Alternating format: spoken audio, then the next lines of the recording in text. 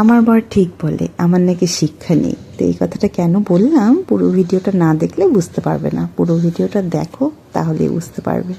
তো আজকে ইচ্ছে হলো ভাত খাবো না, রুটি খাবো, তাও আবার শুকনো রুটি নয়, ঘি দিয়ে ভেজে। তো সেই জন্য বানাচ্ছি।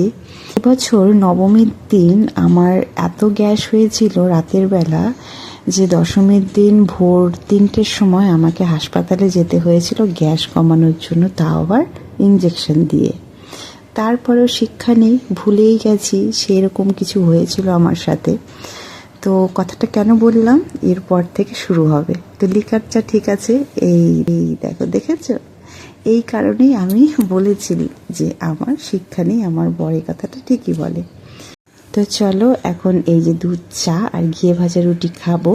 তারপর কালকে যদি ভিডিও না দিই তাহলে ভাববে আমি অসুস্থ, সবাই গেট ওয়েল সুন পাঠাবে, আর না হলে RIPও পাঠাতে পারো, ঠিক আছে?